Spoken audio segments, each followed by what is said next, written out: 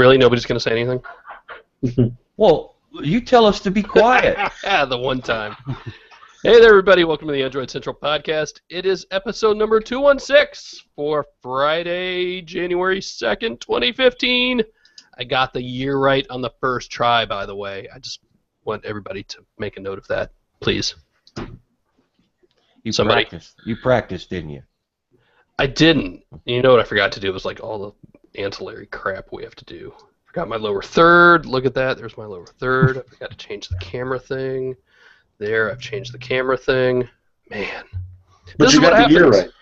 I did get the year right. This is what happens when you don't podcast for 2 weeks, I guess. So, if it is your first time joining us, hello, I'm Phil. I run Android Central, sort of. I run these guys anyway. Hi. How's it going? I'm out of practice. Andrew looks horrible, by the way.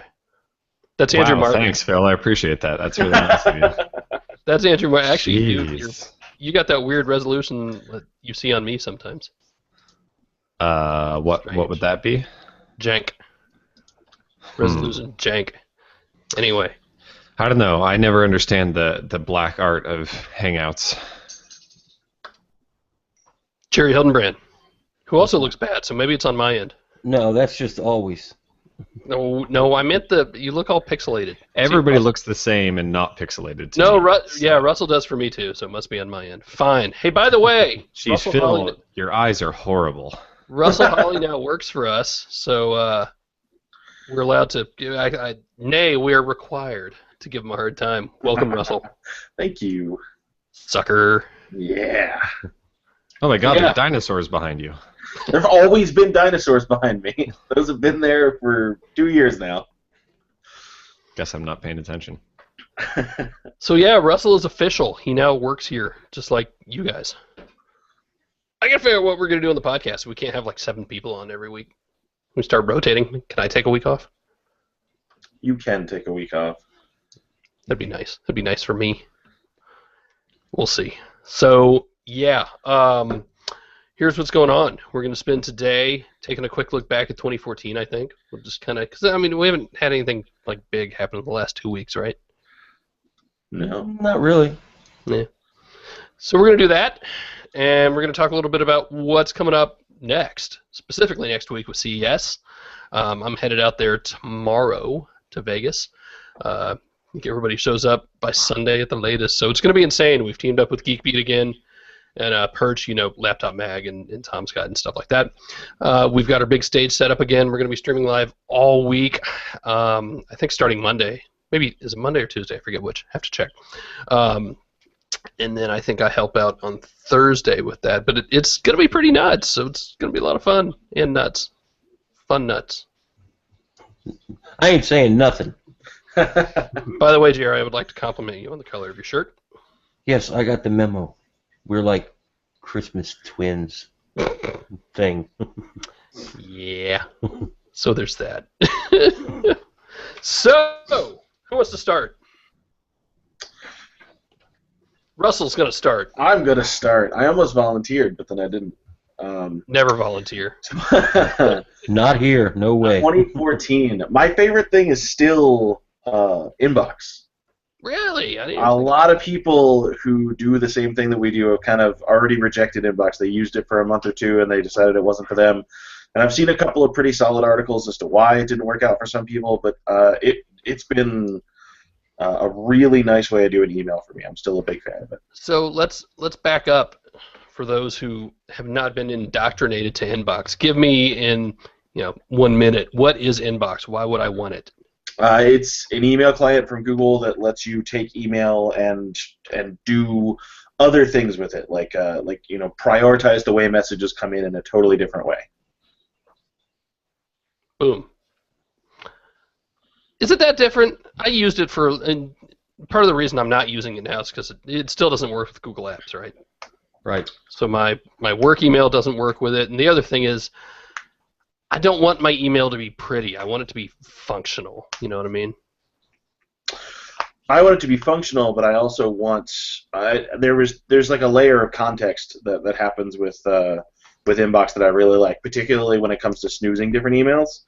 because I can keep a ton of stuff in my inbox and just kind of flip through it. And usually I have a pretty good idea of what's going on in my inbox, but the stuff that's like at the very top gets treated like a priority, like a to-do list. And if I can, snooze something away so that it comes back in an hour as kind of a pesky reminder that that's the thing that needs to get done, that's kind of an important thing for me. So were you somebody that already used lots of labels and folders and things like that in Gmail? And you No, I tried really hard to use folders and labels. I tried to use a mailbox from the Dropbox folks, and they had a pretty basic version of the snooze feature that Inbox has.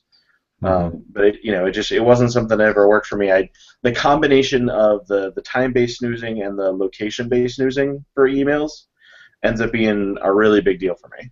Like the location thing, I end up using way more than I think I use the time-based snoozing. Because I can set it to when I get to some place, then it just pops up those emails. Like for me, when I tried out Inbox, giving up the folders and labels system that I've already come up with over the years was the toughest part. Because I was like, okay, now I've just got to hand all that off and let everything come in and just let Google organize it. And it's funny because I like the Google Now type stuff. I like having everything in one place in that respect. But for some reason, I just couldn't give in to not knowing, at a glance, all of my folders the way that I want to have them set up. And so I just couldn't stick with it for that reason. I'm not sure if, going forward, if I could give into that. No, and there's totally plenty of people like that. Hey, my inbox, my personal inbox for Gmail before I started using Inbox was just a trash heap. It was, a pile of whatever came in next. And that was the thing. The stuff that was in the top was the stuff that I paid attention to. And now I have a little bit of control over what's at the top.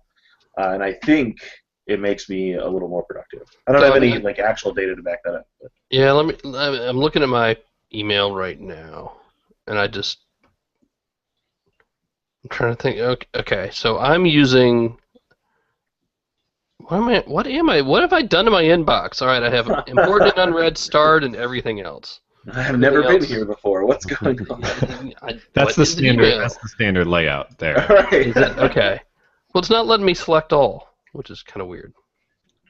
Aha, there we go. All right, they moved it on me. Maybe they didn't move it on me. Maybe I moved on it. I was trying to figure out how many I have, because I would like to. Yeah, I'm gonna nuke my inbox like tomorrow, probably in the airport, because I figured if I need to respond to it, I'm not going to. If I need it, if it's important, whatever. They'll email me again. I don't know. I mean, I do this before shows, right? Does Inbox save me from that? Do I care about the number, or?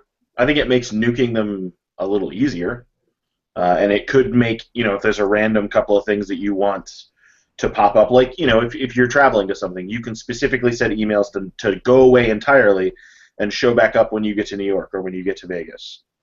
See, that would actually be kind of neat, especially for travel confirmation kind of emails.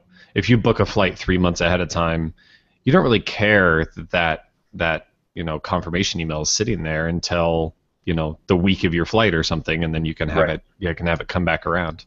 There's been, and that all actually kind of ties into what Google's been doing anyway, especially as we've gotten to the Lollipop era, which Gmail has matured enough so that they're taking your flight itineraries and basically doing what TripIt does, and I'm a huge fan of TripIt, but now they're taking your itinerary and automatically adding it to your calendar. And the new Google Calendar app, I think, is beautiful. I love it.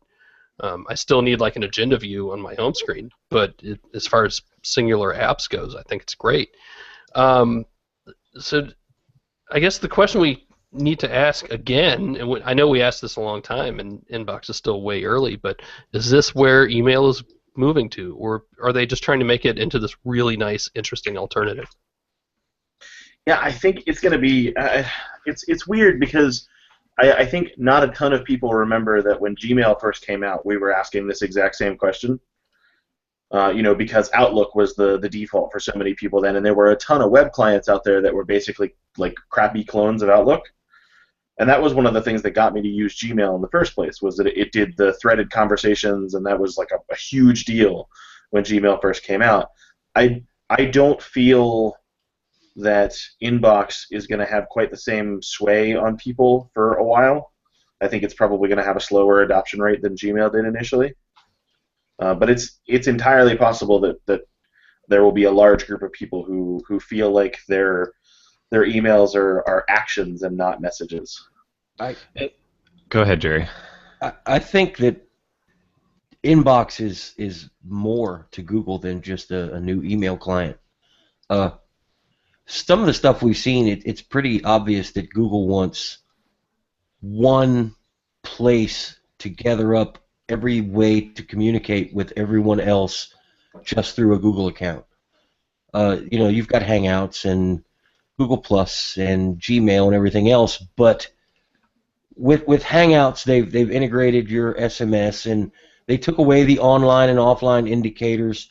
I think Google would love to have a way where I can just click a picture of Phil, send a message, and whatever the best way that message can get to Phil will just magically happen. And I think Inbox is the user interface for something like that. Didn't they just bring back those indicators? Yeah, after a little bit of pressure. I'm glad they're back, but I still think that's where Google is headed. They want just one way to contact somebody, and let's do away with all these @gmail.coms and plus Phil Nickinson and all this other stuff. Just click Phil's picture in your contacts and type what you need to type, and he gets it. And I mean, on the email side of that, they're going toward that direction as well with the way that they work with people that send out emails so that they can format things properly, and you see an inbox where it'll surface ordering information to the top of the email and reformat things, and they're trying to get images put in there the right way and all that kind of stuff, to where not every email message looks the same. You're getting an email, and Inbox decides what's important about that email and pulls it out. So it's not super important that it's from this email address to this email address. It's just it arrives, and we're going to format it in a way that shows the most important information about that. And that could mean a change, even further along about what the actual, inbox with a small I guess you have to say, looks like. Does it have to be this list of emails, or can it just be, I've agreed to get specific information from these other people, and it's just going to show up? What's next for the reboot? What could Google really take on? And I would argue it probably needs to be one of its own services that needs this sort of, not just refresh, but this, to really be shaken up and change the way we use it. Nobody's ready for that one, huh? Well, I mean, there's so many things. Jerry can go. No, go ahead. Go ahead. So my initial response is to say Drive, and with that comes the different, Office-esque things that have come from Drive, because it gets treated like this. It gets treated like an Office clone, but if you look, there are so many features that they work on all the time that are these just kind of little things that make it do a whole lot more across each one of the Drive platforms, the spreadsheets and document editor and stuff like that, so that they become more than just a word processor or a spreadsheet service. And so I think I can't even really verbalize how they would do it, but I think that taking that service and making it more than just an Office competitor would be a big thing. What were you going to say, Jerry? I was just going to say that there are so many Google products that need fixed. They still need to fix Google Voice. I don't want my Google Voice messages in Hangouts, because sometimes I have to snooze Hangouts, and if Phil needs to get me when I'm away, if it's important enough for him to text me, I want to be able to get a notification outside of Hangouts. So I had to split them back apart, and Google Voice sucks on an Android phone. Using it just sucks. YouTube is a mess. The mobile app looks pretty, but it's very limited in functionality, and on the desktop, it's a cesspool. YouTube needs something done to it. Google Plus is getting out of hand. These controls to filter what you see worked in the beginning when there was only 50 people you knew, but now that you've got 50,000 people you're sharing stuff with, what's hot and recommended, things teen girls say is not recommended for me. Sorry, I don't need that. Everything needs fixed a little bit. I don't know what's important, though. What's important to me is not going to necessarily be important to anyone else or important for Google. So I have no idea. I guess that was a long way to say I don't know. I'm genuinely surprised that you don't care about what teen girls say. Oh, well, no, my teen girls have grown up, so I don't care anymore. Yeah, it's... On one hand, I get it from a revenue standpoint. If it's not making money, who cares? Right. But on the other hand, I mean, have you guys read the Eric Schmidt Rosenberg book from this year? Nope. Yep. How Google Works, I think it was. I mean, it's really interesting, but yeah, I mean, at the same time, you hear these stories of here's this thing that didn't work, and Larry Page would just put a note on a wall somewhere and like, this sucks, and by Monday morning it would be fixed. Not just, well, it doesn't really, so there'd be no hedging about it. It would just be people would fix it because it needed to be fixed. And I don't pretend to understand really how Google works, let alone any company like that, but let alone this one. But God, I mean, we need to get back to that a little bit, right? I mean, I think it comes all the way down to notifications in Lollipop. Like, it feels to me like this engineering fix for a problem we didn't necessarily have, and it's not even complete at that. Yeah, and that's just one of any number of things we could list. So, I'd like to see some sort of change in that. Who knows where the culture's at right now? I mean, there's been a lot of personnel changes, and people leave jobs all the time. But between Andy Rubin leaving Android and Vic leaving Google Plus, and I mean, I think it's going to take them a little while to get their legs back underneath them, right? Just to get that direction and figuring out what the direction is going to be again. Maybe. I mean, they may have the best guy in the world already on staff, and we just haven't seen his name yet. True. But I'm going to have to agree that they're going to have to slow down because of the personnel changes, a little bit at least. Well, that's a good one, Russell. Thanks. No, that was really good. You already mentioned mine, what I'm excited for, and you're going to think that I'm an idiot. No, I want to hear it now. Notifications in Lollipop got me all excited. Not because they suck so much on the Nexus devices, but because of the APIs and the way they can be leveraged by third parties and integrated.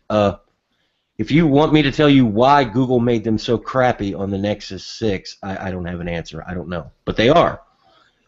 But they don't have to be. I can't wait to see what...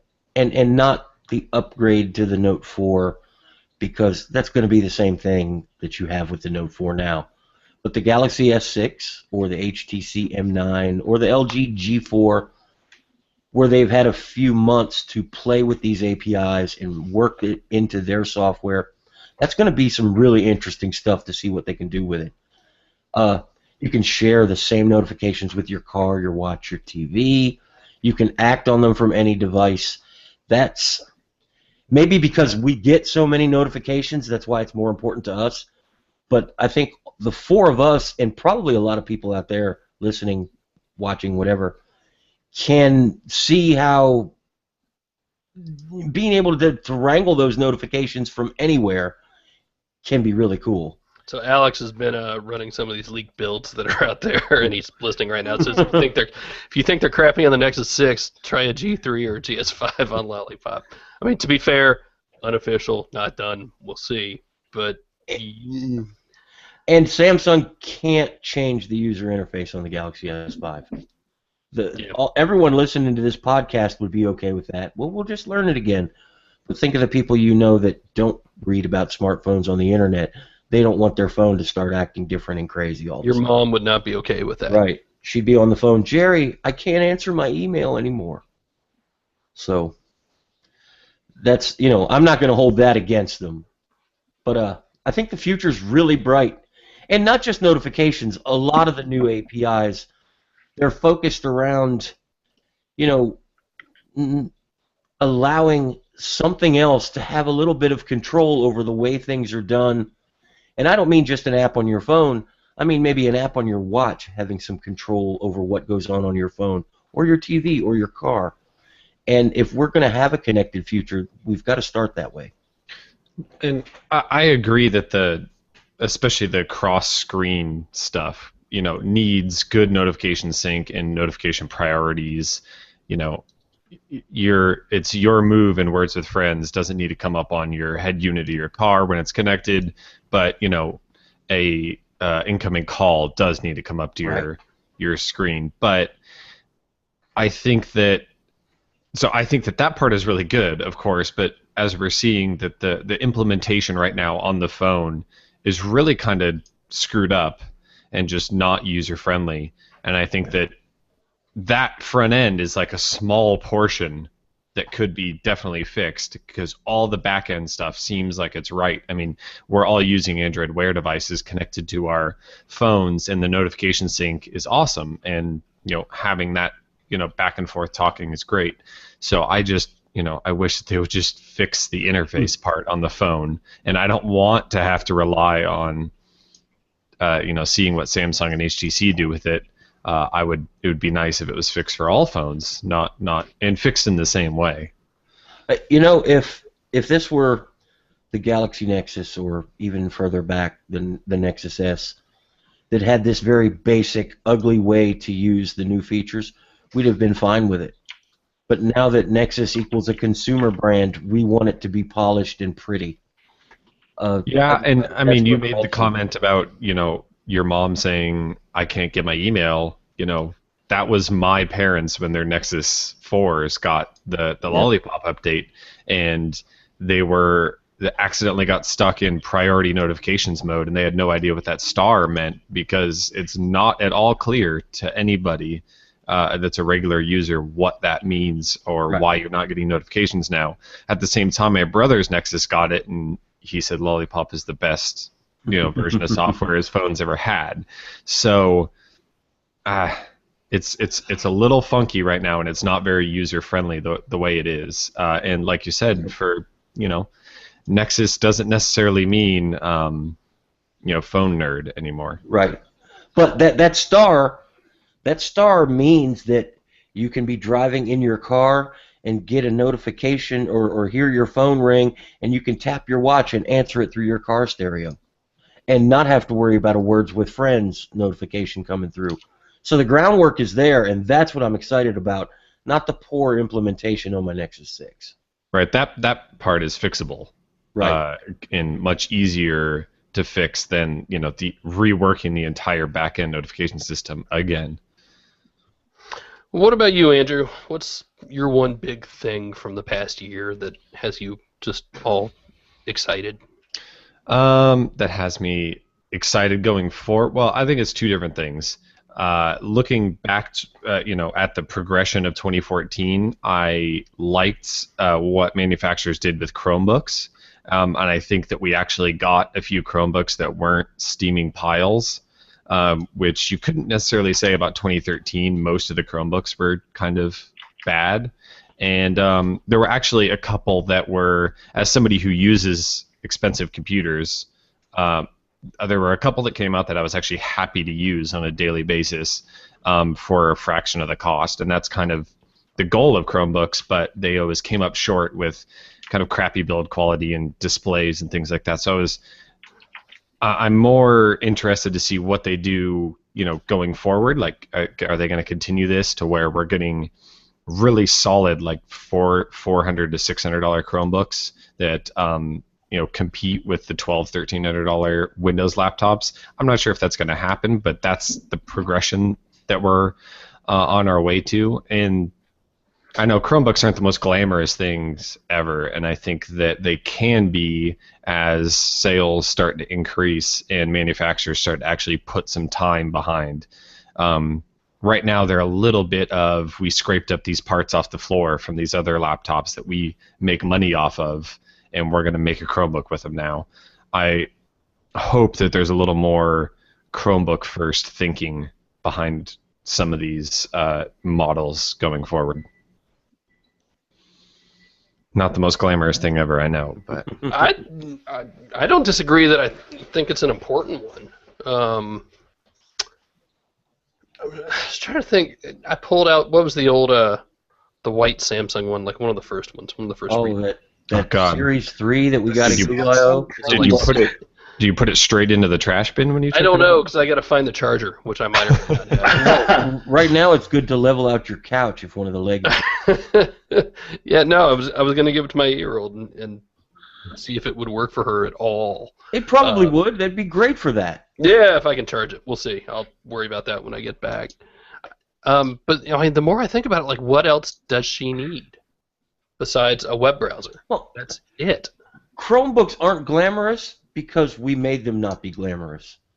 There is no reason that Sony, well, not anymore, Samsung couldn't make an aluminum Chromebook with a great keyboard, great trackpad, beautiful screen, charge $900 for it. Nobody would buy it because we're all convinced that Chromebooks need to be cheap and they're just a web browser. They need to lose that stigma.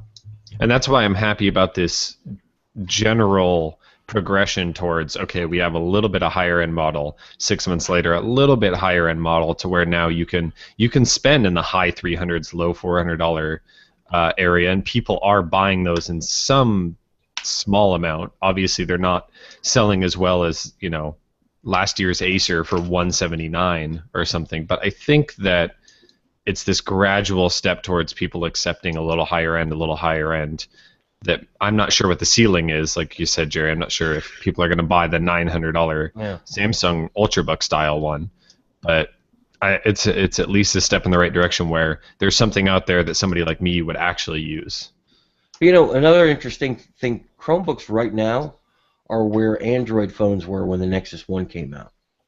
If you buy an expensive Chromebook and are willing to unlock the bootloader, I'll use that word, install Linux on it, you've got a fully functional, full-featured laptop that will do anything that your $1,000 laptop you would buy would do, unless you need software that only runs on Mac OS or Windows. Yep. But out of the box, it just seems limited, and it seems more limited than it is. I doubt all these people who say, well, I need a phone or a computer that'll run more programs. I doubt that those people really need something more than a Chromebook in the Chrome Web Store would provide. But nobody understands that yet because of that stigma I was talking about before. Yep, and I think that the Android comparison is pretty apt in that arena where, it doesn't do these couple things that I think that I need to do, or it doesn't have the apps that I think that I need, or maybe you do need in some cases, especially on Chrome OS. But with the rate, favorite argument, you can't do real work on them. Right. Because for a lot of for us, I could do 95% of my real work on it, and and we're getting towards the steps of getting to 100% there. For a lot of people, it's a cop out because they're used to their own thing, and that's okay. You can say that you're used to using Windows on your 15-inch laptop, and you don't want to try something else. But for a lot of people, you can, and I would prefer if the only issue for people switching was an improvement in hardware, because that's going to come along. And I think that the software it's getting there, but I think that I can see the path of the hardware getting to where we need it to be. I'm not sure if they can change the software in a way that'll convince people that it's enough operating system for them. See Aaron mentioning the Yoga Chromebook, which is good. It's a very nice built device, really well built, and I think that's exactly what Andrew was getting at. It's not $1,200 like a Pixel, but it's not $199 like an Acer. It's very middle of the road price and middle of the road build quality, but that's what people want in a laptop. I'm okay with that. Yep. Yeah. Mm-hmm. People don't want. Not everybody wants a MacBook Pro or a Pixel. I'm going to be quick about mine, and mine's even less sexy, but I'm going to say Google Play, and specifically the content. You just don't have nearly that disparity that we used to of, I can't get this new record, it's not on Google yet. Or you still get it every now and then, just stupid exclusives. In fact, I bought the new Taylor Swift record on Amazon for my daughter because she Sure. and it's not good. I don't like it. But no, I bought it for her because I couldn't get it on Google Play yet. Right? I couldn't get it on All Access. So there's less of that. I think movies has improved significantly. A lot. Oh, movies is awesome. Every Tuesday you hit the shop. There's just a ton of new stuff in there. I'm not crazy at all about seeing the like pre-orders right alongside new releases because those are two very different things and they know it. But it's a big deal, and I don't think any of us who aren't in those discussions with lawyers can appreciate just how friggin' difficult it is to get this stuff done, and difficult for all the wrong reasons, right? So for me, that's been a really big thing, and it's been interesting to see what's happened over the past couple weeks with the interview, and notice how Google was one of the first ones to get it out. That's a big deal. And just the ease of purchase and being able to do it. I mean, I haven't used iTunes for this stuff in a long time, but I remember what it was like, and this is just infinitely easier. It's a far cry from, okay, I want to rent this, 20 seconds later it's on your Chromecast playing. Yeah. Like it's so ridiculously easy. And secondarily, I was going to say Chromecast because that's, yeah, and Nexus Player. I mean, because being able to get content from your device, any device, to any TV is just, it's awesome. That is the way it should be. I brought Frozen, for the kids. I bought Frozen, which they already have on DVD. I bought it just so I didn't have to bother turning on the DVD player. Yep. The way Google Play Movies and TV has matured over the past 6 months, I would be willing to tell everybody listening, buy a Nexus player. Yep. Low storage, and you may not do a whole lot more with it. Yes, it's $60 more expensive than a Chromecast, but that $60 buys you into the future, and you have a very good library of music and movies to choose from. That was the one sticking point. So Mia went out and bought some CDs yesterday with Christmas money.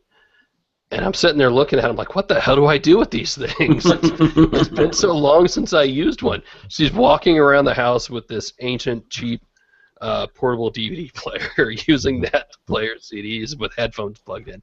It's a horrible, and I'm sitting here thinking, all right, how do I get these onto her tablet in a way that's not going to make me just want to stab myself? You don't. That's the problem. Yeah. Like, I would love to be able to just, like, scan them with an app. The app says, hey, cool. You own that music. Here it is in Google Play. Never gonna happen. Oh, but you know the sad part. That's so easy to do. Yep. That would be so easy for Google and let's say Sony, BMG, whoever to get together and do that, and they won't. Disney's That's kind doing of that the right idea now. of the what is it? Ultraviolet? Is that the system where you get the digital download code and whatever? It would just be so easy. Scan that barcode. They already know that they sold it to you, and because. Damn, if they're not going to let a random a sale slip through the crack, they want to be able to report it, and they want to be able to get that second sale. I get that part. And I get that I'm part of the problem because I'm buying things a second time. But so anyway, as an aside, how cool is it that there really wasn't a need for a Chromecast refresh this year? There's something to be said for that. It's not that we didn't get it, because technically with the Nexus player we did, but I don't feel like my Chromecast is out of date, even though it is well over a year old. And I would be way happier with them dropping $10 off the price and selling it again for another year and a half than ever considering changing, because the only thing that would change is it's looks a little different. And here, spend another $35, and that's clearly not the goal with the Chromecast in the first place. Did we ever find out? Because every now and then I get emails, people asking about, well, do you have the Generation 2 Chromecast? I don't know. That's if they change a diode, they have to make a new gen board.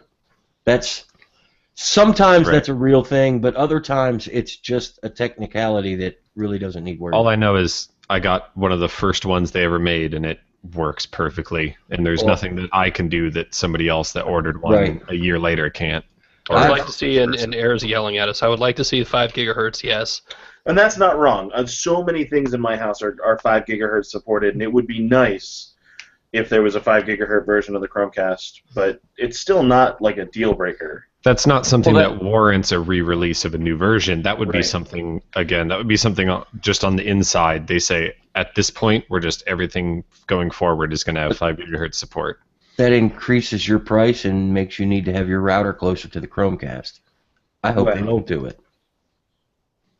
Everything, if you're that guy who has something that interferes on 2.4, I'm sorry, and I understand why you want something better, but there are a lot of drawbacks to moving it to 5 gigahertz that I'm sure we're taking into account.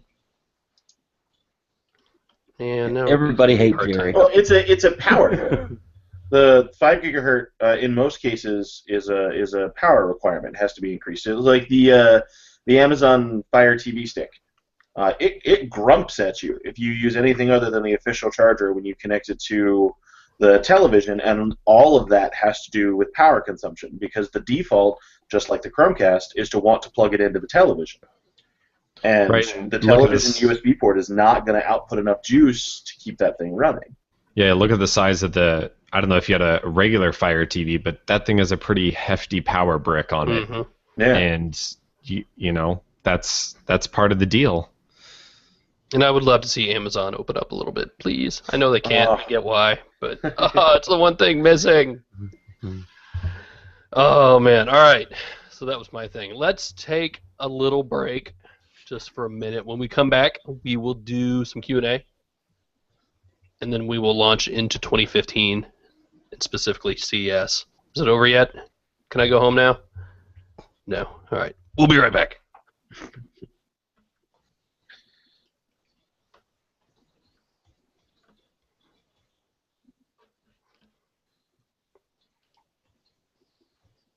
What, you guys don't hear music in your head during that?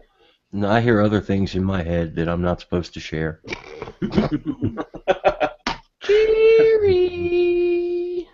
All right, we're back. Let's get into the Q&A then.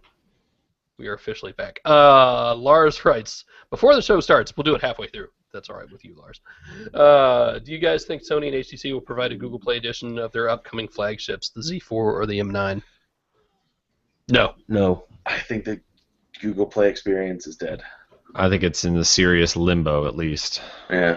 What about Android Silver? I don't think anybody made any money from Google Play Experience devices, and if you don't make money on something, you don't do it twice. Yep. Sorry, that's just what it was. Shin wants to know, why is Alex drinking by himself instead of being on the podcast? I don't know. Never needed a reason before. Alex is getting ready to come to Vegas with us. He has an extra reason because he's packing for CES. If I were him, I'd be drinking before that, too. Might be what I do tonight. And during and after. Yeah. Not so much anymore. Yeah. Kevin wants to know, which, if any, manufacturers do you feel will be showing off a new smartphone at CES next week? All of the ones that you don't particularly care about. That was a very eloquent way to put that. I was wondering how you were going to... Well, I mean, even that wasn't all that it'll be all the manufacturers who traditionally have not gotten the sort of attention they deserve. Because all the you ones don't that care couldn't... about them. No, you're reaching. All the ones that can't get pressed to show up to an event just for them on most occasions. Well, look, and it's not just about the events. Events are expensive to do. They're time-consuming. They cost a lot of money. And not everybody has the same pull. You know, HTC does not have the pull that Samsung does, although I would argue HTC does really good events.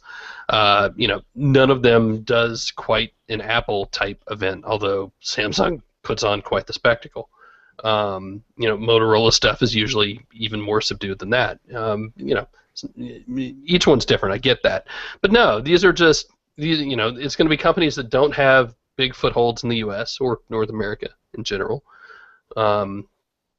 And we have Mobile World Congress in 2 months, which is going to be a lot bigger in terms of what we cover. It's going to be focused on a ton of those kind of fringe manufacturers talking about all their new stuff that's going to be released in Europe, where the show is at. And you know, things that would normally get lost at CES. Yeah, and when you say fringe, you don't really mean fringe like. I think fringe of the top tier. Yeah.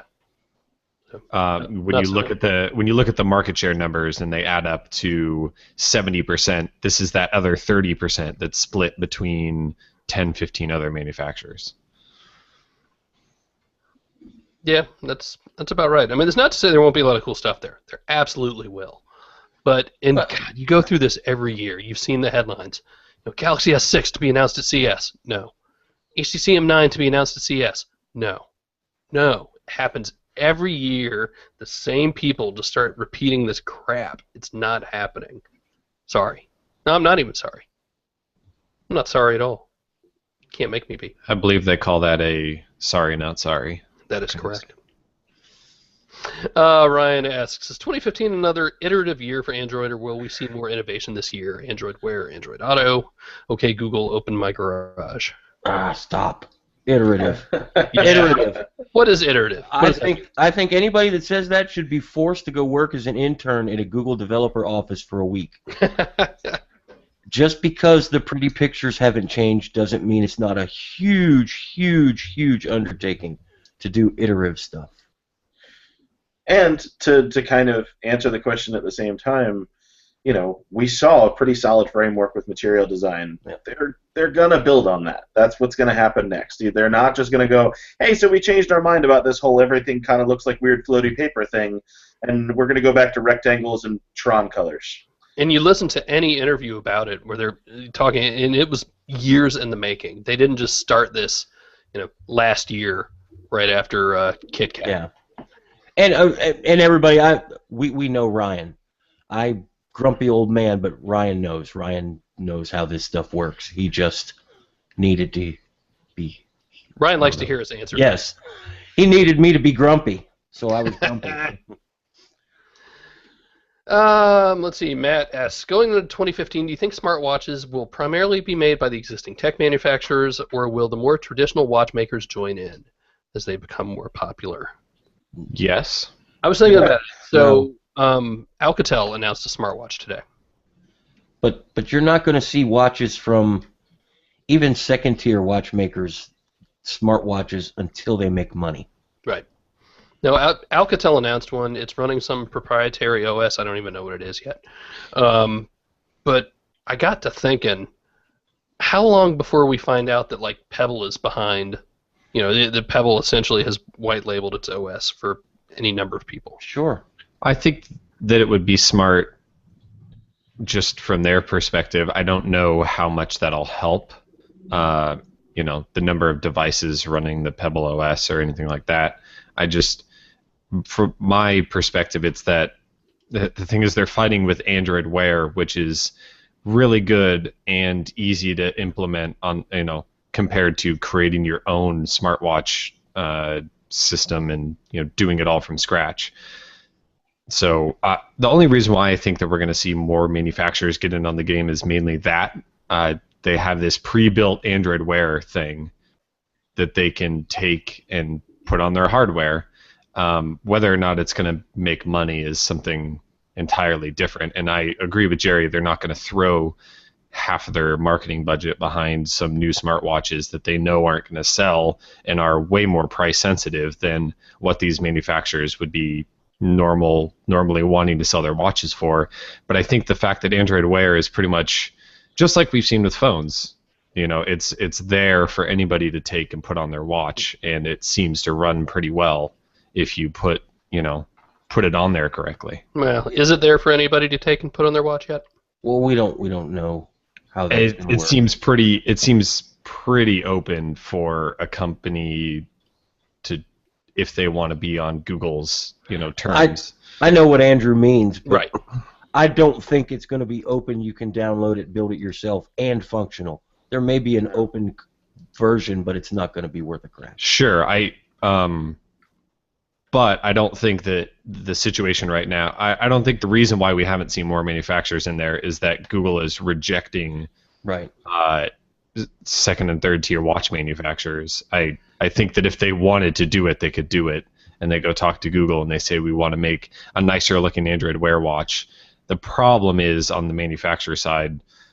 Do I want to drop down and make a watch that sells for $229 and is more expensive to manufacture with all this stuff in it, Yep. versus selling something that looks nicer and we already know how to do for $529? And spend millions of dollars to retool equipment to make them in the first place. Mm. And potentially learn to make watches in a way that they've never thought about before. You know, you're even if they make digital watches already, that's a completely different beast.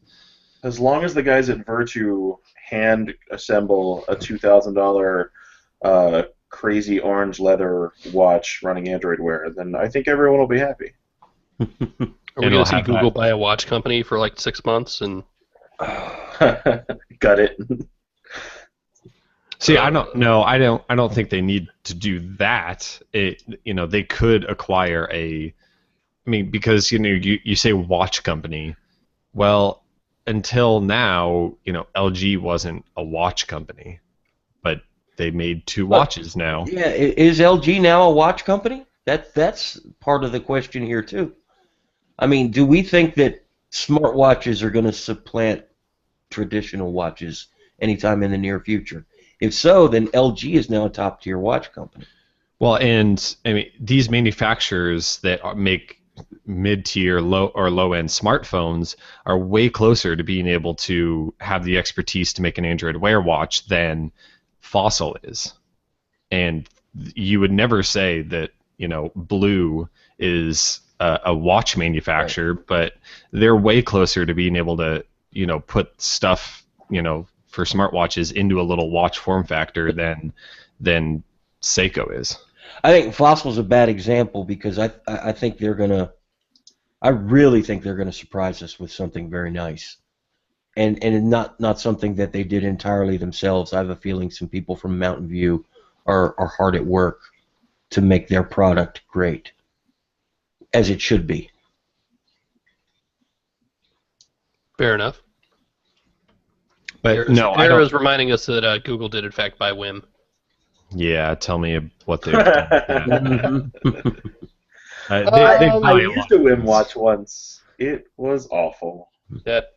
Might any number of reasons to buy a company. So who knows? But in general, I'm excited to see where this second generation of hardware is going to go. We had a lot of nice watches in the first wave of Android Wear that people really like, and people aren't just throwing them out or giving them away. They're actually really nice, and this was the first wave, so could get a lot better in 2015. And look at how that worked too. We had the first selection from Samsung and LG were pretty basic, nice devices, nothing wrong with them, but in the looks and style department they were pretty basic.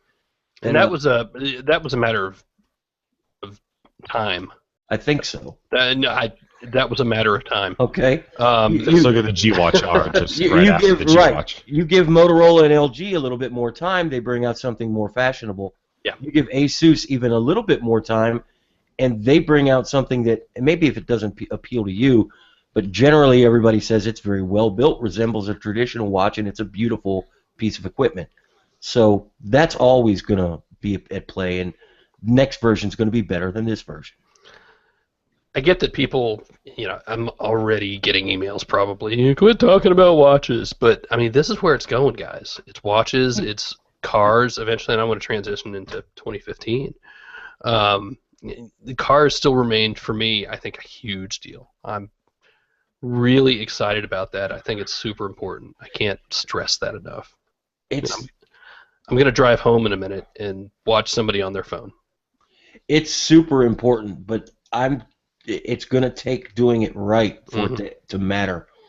If I can't go buy a head unit and have it installed that is right and not just some second thought piece of equipment, it's dead in the water, because I'm not going to go spend $19,000 on a new Toyota or whatever just to get Android in my car. And the bigger issue with that is that over time that problem would solve itself, and that you get enough new models and people there's enough car turnover. The problem is other apps aren't going to be made to work properly with Android Auto if that's the only case, because the app developers aren't going to spend months and months and months making stuff that works really well and smartly with the car if they know that it's going to take 5-10 years for the replacement rate to come through. Yep.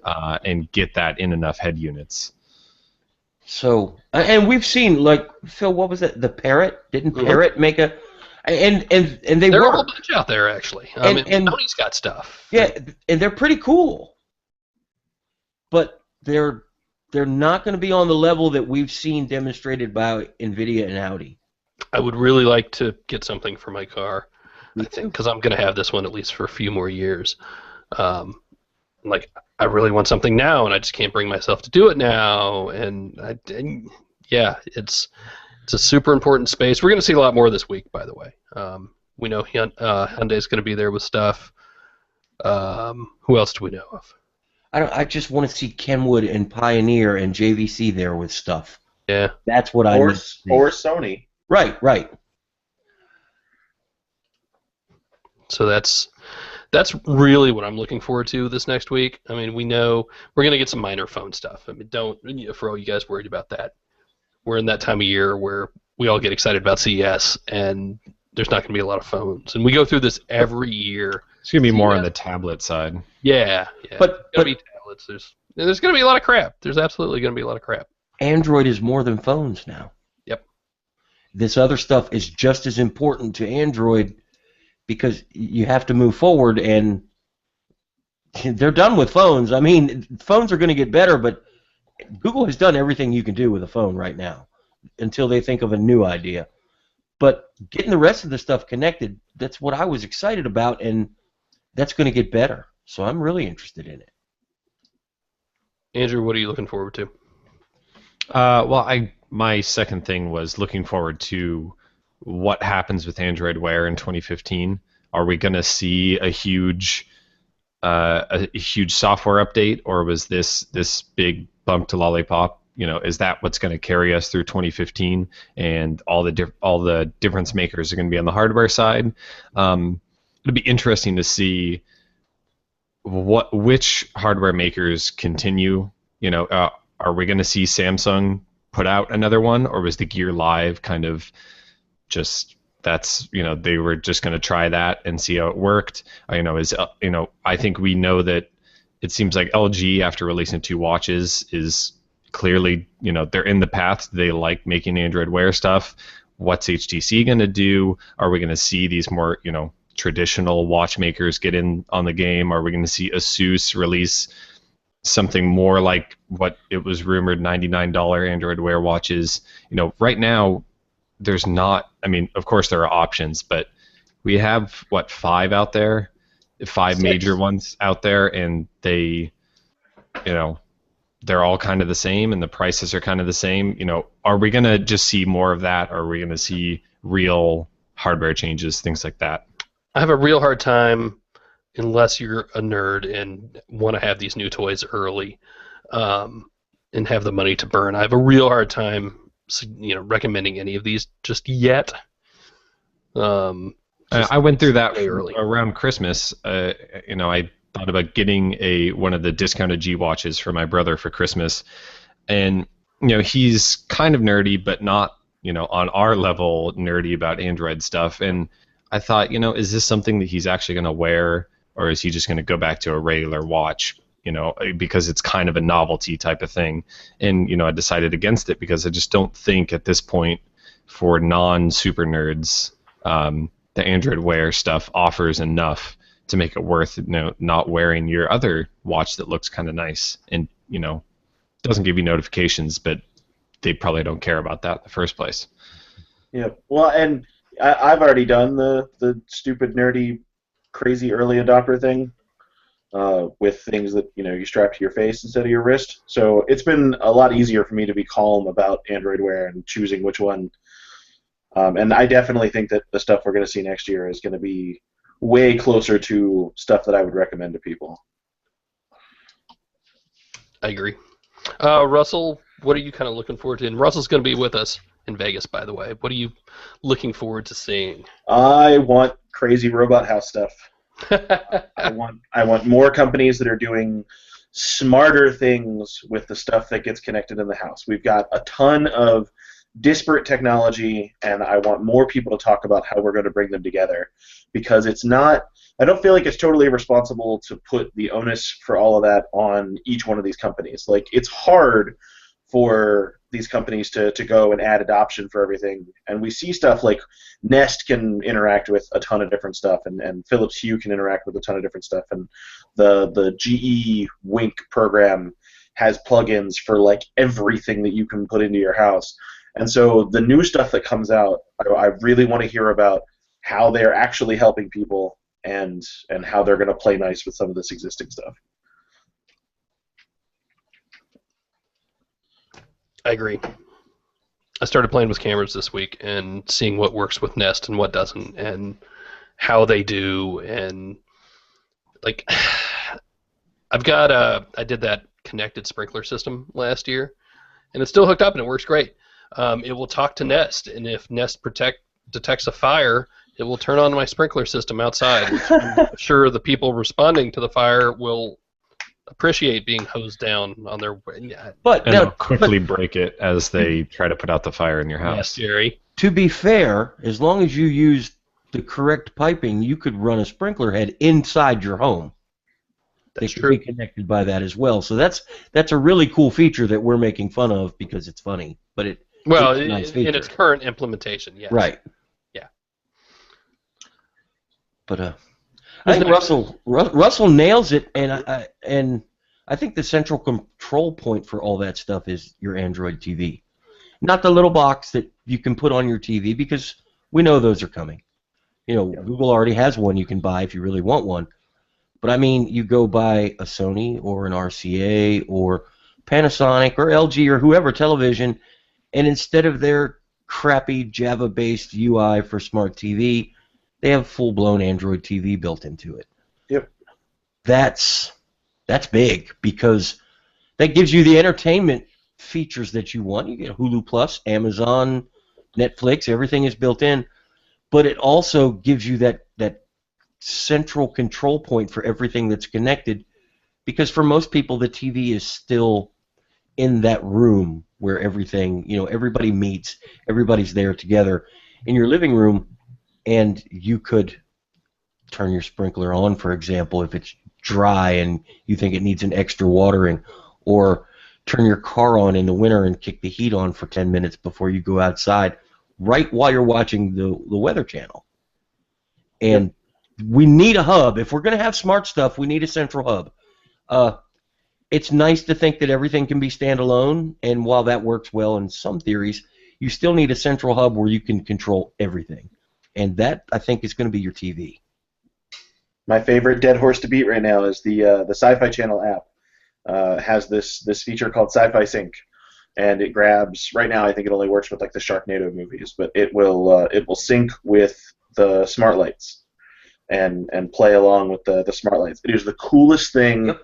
I don't even like the Sharknado movies, but I turn it on just because my entire room goes blue when they flash to one of the water scenes, and when lightning strikes, the entire room flashes white for a second, and it's this total immersive experience that is just incredibly cool. There's absolutely no reason why my Android TV can't do that. Can I get rumble packs under my couch now? I would put rumble packs under my couch too. That would be. But you certainly could, and they would communicate with an app that runs on Android. All that stuff is easily possible. You're just going to need a control point for all that. And yes, your phone is okay, but that 60-inch TV in your living room that's controlled by your phone, an app on your phone, I think is better. It's controlled by an app on your phone. It's connected to power, so you never have to worry about battery. The microphones on it are usually pretty decent. And you're sitting there with your significant other and you're watching a movie, and don't you think it's a little chilly in here? Yeah, it is. You grab the remote control, hit a button, and bump your Nest up 3 degrees. Now that Logitech has already taken care of, and that I haven't spent enough time with it to talk about yet, but Logitech has this whole home remote system that they released earlier this year that is like geared towards exactly that. So if Logitech can do it, Google can do it too. Exactly. Yep. And the best thing would be a partnership between Logitech and Google. Have Logitech build consumer devices that run Android Wear for people that want a box on their existing TV. I'm sure that there are CEOs or somebody in charge at Logitech that are still a little chapped from Android TV. Phil, was it 3 years ago when Hugo showed us the light on stage at Google I/O? This is for your living room. This is Android. I think it was 3 years ago. Ever since that moment, I have pictured. I used to work with a gentleman who had a recliner that you flipped over the arm, and there was a huge control panel, and he had an automated home, and everything worked from the chair. But from that point when Hugo showed us that light, I envisioned a remote that works with your TV that can control all this stuff, and I think that's where we're progressing. It's just taking a little longer than we expected. Patience is hard. All right. Well, anybody else have anything you think we missed that we absolutely have to look forward to next week? Yes? No? No? Probably going to see a bunch of connected toys too. Oh yes. Yeah, And smart toy things. And I think we're going to see some new high-end audio products that will either plug in or wirelessly connect to your existing smart devices. I predict in 2015 that little glowing orb right over there it's not going to do anything. Who am I kidding? Nope. Damn it! Just keep glowing on the top shelf of your display cabinet there. That's right. I wish Google would just port Android TV over to it, even if it works crappy. Because only 5,000 people have one, and they're all supposed to be developers, so nobody's going to complain if it works poorly. All right, well, I think that's going to do it for us this week. I'm glad we're back. Coming up next week, we will be live from Vegas. We will record a podcast from the floor somehow, some way. We did it last year. So look for that. Whenever we do it, it'll probably be a little early. So we'll try to announce that if at all possible. Whole bunch of live stuff. Starting Sunday is when you can start looking. Go to androidcentral.com/CES 2015. Just all one word like that. All one little word. CES 2015. That's where you can find it all. That's where you can find us. And it's going to be insane. It's going to be crazy. Russell's going to be there. Andrew's going to be there. Alex is going to be there. Richard's going to be there. Everybody's going to be there. And stuff's going to come heavy on Monday and Tuesday, especially. It's going to be nuts. So with that, I really need to go back because I'm out of here first thing in the morning. If you want to, though, you can email us, podcast@androidcentral.com. Go follow us on all the social things. You absolutely need to do that before next week if you are not. Twitter, Google+, Facebook. Just search our name, Android Central. That is the easiest way to find us. You can also find all of us individually if you want to stalk Russell, and I highly suggest you do that. Russell, where can we find you online? I am plus Russell Holly or at Russell Holly. Pretty much my first and last name. I'm pretty easy to track down. Turns out he has an Instagram account, too. I do have an Instagram account. This was revelatory to me today. Should we make sure what's on there before we announce it to everybody? I checked earlier, and it's mostly harmless. Woo!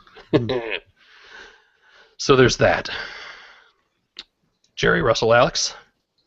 Alex. Damn it! Jerry, Russell, Andrew. Imagine if some sort of weird science experiment combined the three of us into one.